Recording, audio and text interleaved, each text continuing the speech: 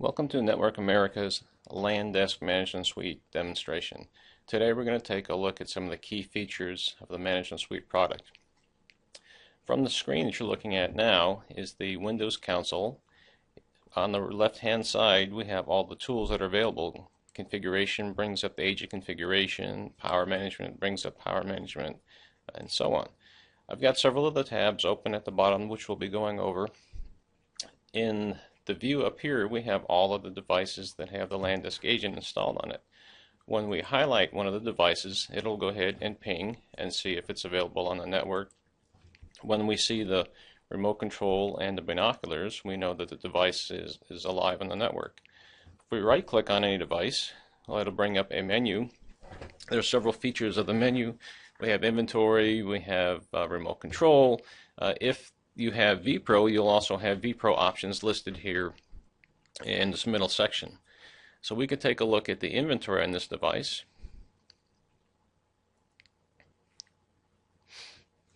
So here on the right hand side we have what I call the quick view. It'll list some of the components that are available on the left hand side, and then we come down to the bottom lower section and it lists information that's relatively quick to take a look at. Who the last logged in user is, when the last hardware scan was run, things of this nature. If we go over to the left hand side, we've got features like custom data. If you needed to pull back some custom information, we can add that to the scanning file and that can come back as well.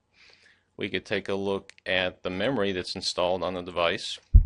We can take a look at the slots and see how much memory is available on each one of the slots of those machines. We could also take a look at the network card, see what the IP address is, what the subnet mask is. Power management schema, what power management schema is set up for the machine, as well as where most people want to take a look at the software. We can take a look at the add remove programs. This will show us just the same thing if we went to the machine and looked at the add remove programs. We click on these and it brings up information about the product. If we want a little more detailed information, we can go ahead and select the package, and this lists all of the executables that have been found on the device. We can click on one of the executables and it brings back more information about that particular executable, the date that it was installed, days since discovered, file version. All of this can be queried for different applications like software distribution and patching. We can use that to make queries. Making a query is relatively easy. I've got several queries made in here. We can take a look at Treasure Island devices. We could go to Properties, and again we see the same information that we just saw a minute ago in the inventory. This is a common field throughout the product that you'll see. You can select pretty much anything in here if you want to. In this case I selected device names, agent configuration names, and when we double click on that, it'll go ahead and return the information that it found. So we could use this for software distribution, we could use this for OS deployment, we could use this query for a number of things that we like. If we come back to the computers, across the top here we have custom columns that gives us information about what's going on, the agent configuration, and so on. And we can go ahead and easily edit those or even add to those if we want to from the column set configuration. And again, here's our typical view of what's going on in our environment, all the inventory information. Same thing down here at the bottom. This is the information that I referred to as the quick view. So we could select anything we like. Let's take login name. I double click on it and it'll bring it down in here. If I want to, I can move it up or wherever I'd like. I'll select save. Then I can take the column set that was just saved, drag it on up to the computers, and it will refresh. And here's our login name as well.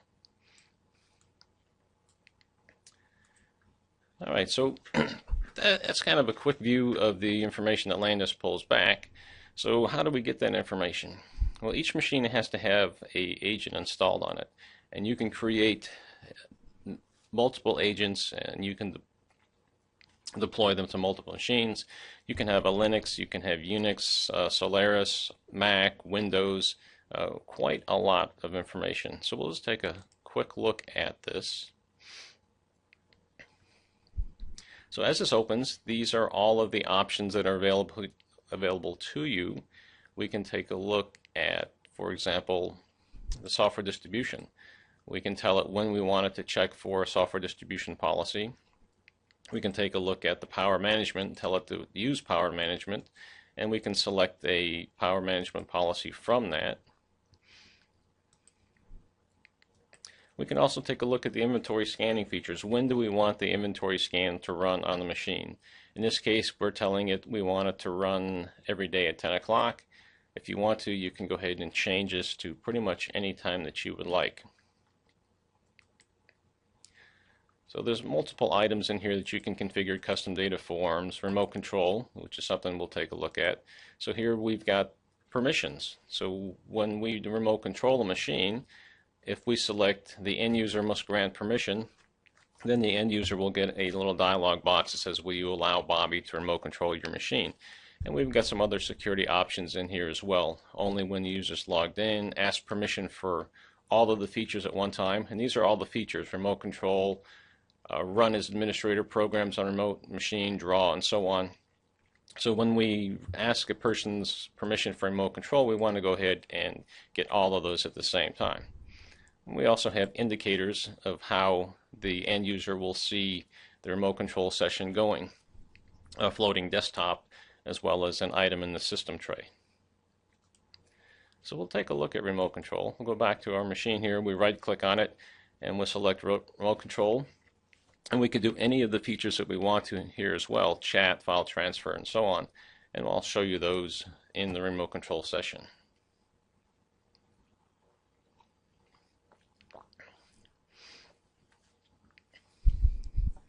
So this is one of my Windows 7 machines that I have in our environment. And from here, we can go ahead and select any program that we want to. LANDesk, when it's installed, has the inventory scan, the security scan, and a few other features that we like. Up here at the top is the remote execute, which we could have done from the console where we were just at. In this case, we just tell it to do remote or Notepad, and it'll go ahead and run Notepad or whatever we want it to do. We have some tools. We have a chat window.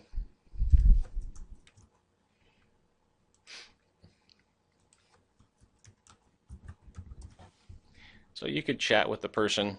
Maybe the person's on the phone helping another client, so you could chat with them while you're helping them. File transfer. This is really simple. It's just you can open up the hierarchy, and you can just copy and paste the file anywhere that you like it to go. We've got reboot options. Of course, we don't want to do that right now. And we've got draw. This is a nice feature that allows you to draw on the screen. Maybe you're helping a user learn a new program, or you're just helping them get familiar with something, so you could draw a circle if you want to. You could do a box, you could change the color. So that's a nice feature to help your end users, so that when you ask them to go someplace, you can actually point it out to them as well, instead of having them try to figure it out by themselves. We also have some other options in here which allow you to help the end user. You can lock out the keyboard and mouse so they can't help you. You can log on with different credentials and so on. So remote control is really easy to use and very efficient. So we can go ahead and close this and back to our console view. So we talked about getting the agent on the machine. So how are we going to do that? We can use unmanaged device discovery, where we can actually ping the network by IP ranges. And I'm not going to do that now, but so if we were to do that, it would bring back information about the devices that it found. We can sort these by servers, by printers, by wireless access points, whatever you like. And you can create additional folders over here if you want to. So you could organize it by departments and so on. So when you're ready to deploy the machines, the agent to the machines, you would just go ahead and select that folder. In this case, we'll just select this device right here. We want to deploy the agent to it. We can drag it down to the agent configuration. We can drag it to the agent configuration we'd like to use. We can release it. It'll take us to our scheduled task area where we can see the devices in there.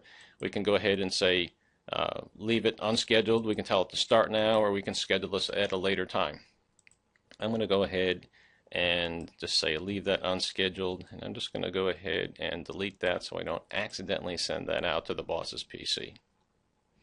So we've got the agent installed on the machines, and the inventory scan runs when the agent gets installed, and we get all the information back up in here that we looked at the inventory.